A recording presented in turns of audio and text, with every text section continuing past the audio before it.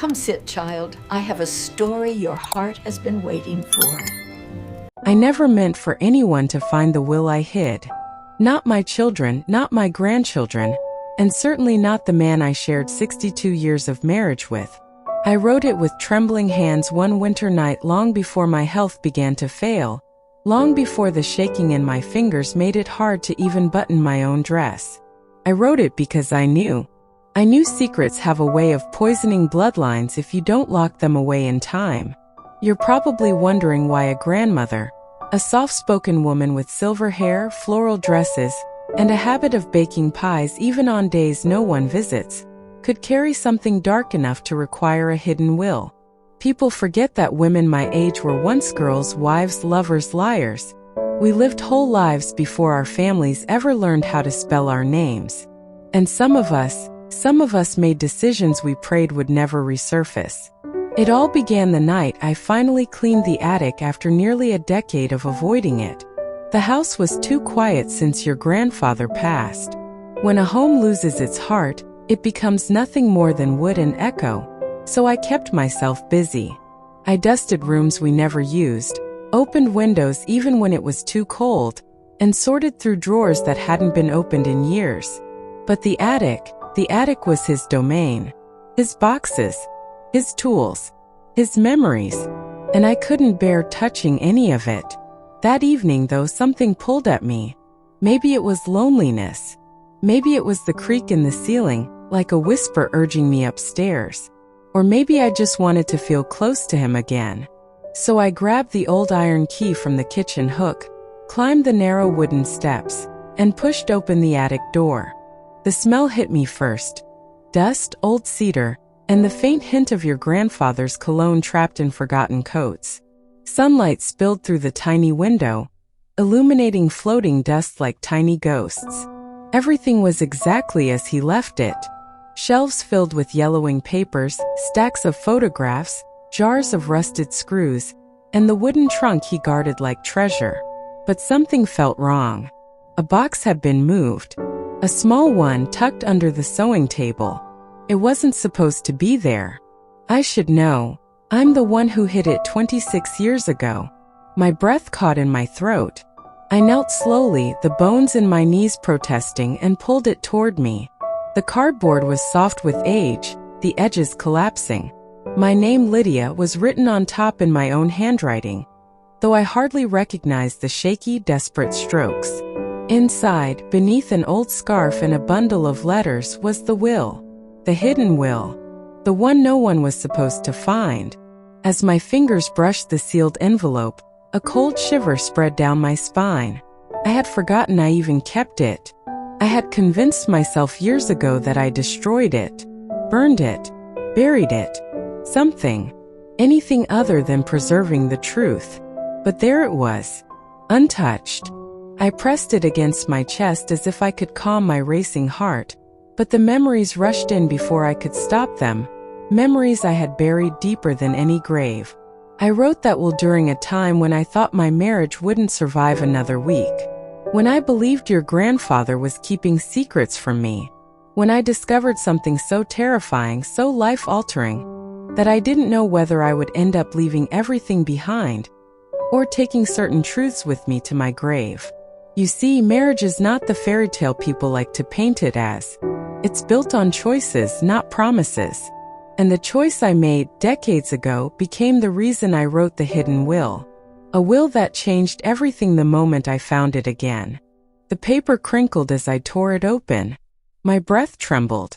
I hadn't read the contents since the night I wrote it, hunched over the desk with tears dripping onto the ink. My heart felt like a trapped bird as I unfolded the pages. The first line was innocent enough. This revised will is written of my own free will. But then the next lines came. And the next. And the next. And the weight of every sentence hit me like someone pressing a hand against my chest. My old eyes stung as I reached the section where I had reassigned the inheritance.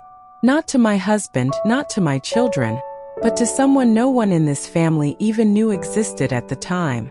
Someone who, if the truth ever came out, would unravel the very foundation of our bloodline. A knock suddenly echoed through the house, 3 sharp taps on the front door. I froze.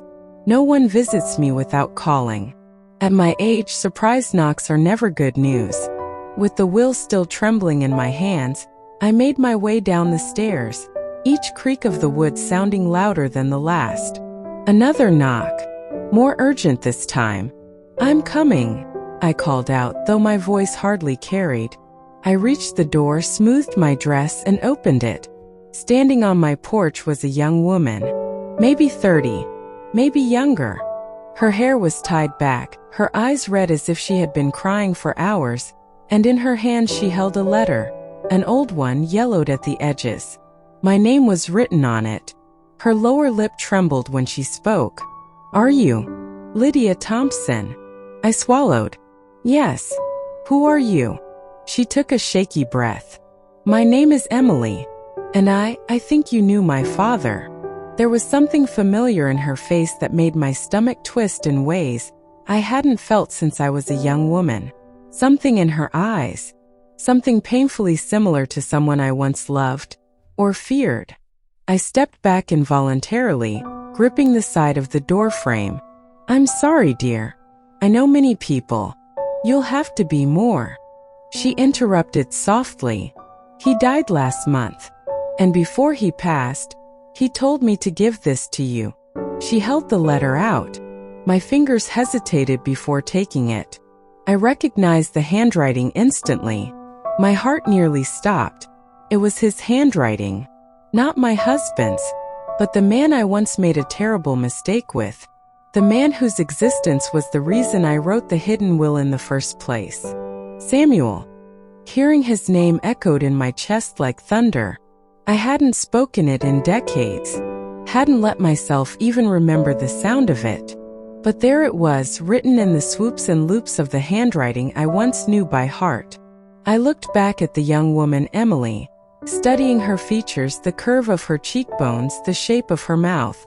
And suddenly I understood who she truly was. Not just the daughter of a man I tried to forget, but the living proof of the mistake that almost destroyed my marriage. The mistake that made me rewrite my will and hide it for the rest of my life. My throat tightened. "Come inside," I whispered. She stepped over the threshold with a careful sort of fear, as if she wasn't sure whether she was entering a home or a stranger's battlefield. The house felt colder than usual. Maybe it was just me. Maybe my body remembered what my mind tried so hard to forget. I led her to the living room, the hidden will tucked between my fingers, the letter from Samuel held tightly in her hands. When we sat, she looked at the framed photographs on the wall, my wedding picture, the kids, the grandkids, and then back at me with eyes full of conflict. "Before I tell you anything," she said quietly, "I need to know one thing." She hesitated. "Did you love him?" The room fell silent. I could hear the ticking of the old clock. I could hear my own heartbeat thudding against the thin bones of my chest. I could hear the ghosts of the past whispering all the things I never said out loud. Slowly I exhaled. "Yes," I whispered. "More than I ever should have." Her eyes glistened. And then she said the words that shattered the last remaining piece of the life I built. "He told me that we're family." My breath caught. The hidden will slipped from my fingers. Because the secret I tried to bury for decades was standing right in front of me. Alive, breathing, and calling herself my granddaughter. I stared at the young woman sitting across from me, her hands folded tightly in her lap, her shoulders trembling just slightly, barely noticeable, unless you were the kind of woman who had carried trembling shoulders for decades. She didn't look like she came to accuse me. She didn't look like she came for money, or for sympathy, or for answers she planned to use against me. She looked like someone who had lost her anchor and came searching for the last name left on her map. My voice came out thin, fragile. "Family is a heavy word, Emily." Her eyes dropped to the floor. "He said it was true. He said you were. You were the only one who ever knew." My breath tightened in my chest. My past, my carefully concealed, deeply buried past, was unraveling right here in my living room. The very room where I'd prayed, argued, laughed, and mourned. The room where your grandfather and I spent countless quiet evenings pretending time wasn't catching up to us. Emily pulled the envelope closer to her chest. He told me on his last night. He couldn't speak much, but he wrote this letter for you. And he told me I needed to find you. My hand shook as I reached for the envelope. Why now? Her voice cracked. Because his last words were, "She deserves to know." I swallowed the knot forming in my throat. I carefully opened the envelope and unfolded the letter. The paper was soft, creased, like it had been folded and unfolded many times. Samuel's handwriting stared back at me. The same elegant, careful strokes I remembered tracing with my fingertip when we were young and foolish. "Lydia," it began. Just the sight of my name written by him made my chest ache. "If this letter ever reaches you, then I'm gone. I kept our secret because you asked me to, and I never regretted protecting you. But I can't leave this world knowing the truth dies with me. You deserve to know the whole story, what happened, why it happened, and what I hid from you."